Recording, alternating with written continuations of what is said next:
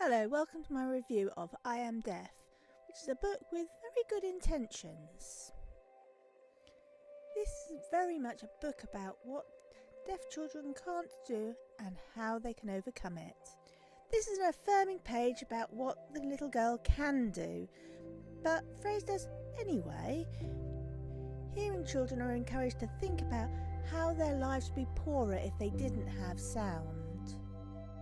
Lana, the main character, explains that she's not totally deaf, but that hearing aids can help her break the silence. Lana has a hearing aid that's really good at helping her hear some sounds. Lana tells us how her hearing aid helps her and that she uses a microphone in school to help her hear the teacher. We find out that although she uses her hearing aid to hear and speak, that she also can use sign language. Sign language is phrased as something that takes time to learn and takes lots of practice. There's no mention of the fact that the sign language she's using is American Sign Language, which we can tell from the poster. We find out that the other children in school think sign language is fun and they want to learn too. It's pointed out that most deaf people do not use sign language and use speech and speech reading. Lip reading is seen as very much something that if you work hard at it you can achieve it, because it's about how hard you work, not how hard it is to lip. Next we see some of the assistive devices that enable Lana to behave like the hearing people. Lana also has a dog that helps her by alerting her to sounds. It doesn't say how long it took to train.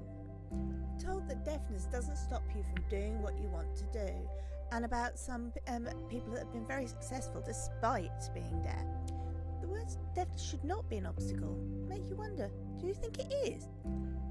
Mum says that just because my ears are impaired doesn't mean the rest of me is impaired too. This again is framing deafness as being broken and hearing as being impaired. Lana tells us she used to avoid things by saying she couldn't do it because she was deaf, but that now she knows that she can do anything. This is about overcoming adversity and not letting deafness stand in your way.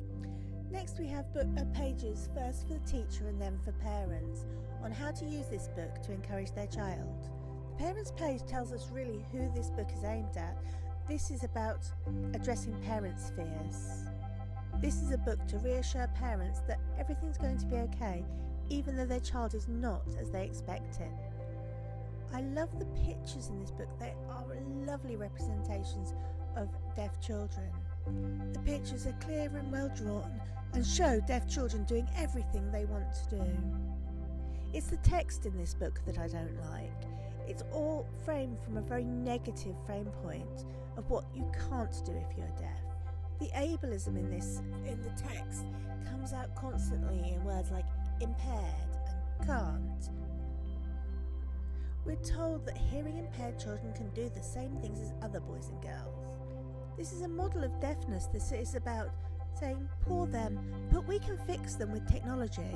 It's an expectation that the deaf child must work hard to become like the hearing children. This book is not for deaf children. This book is for the hearing teachers and hearing parents of deaf children. It's for parents and teachers to work with hearing children to help them understand. So are there better books doing what this book is trying to do? We need books that explain deafness and disability in a positive and normalising way, not an othering. There are many books that are much more positive framings of deafness. No book is without its faults, but there are now many books available. This is not a book I'm going to use in the classroom. I'm looking for positive representation. So for more discussion of representation in children's books, please like and subscribe, and I'll see you soon.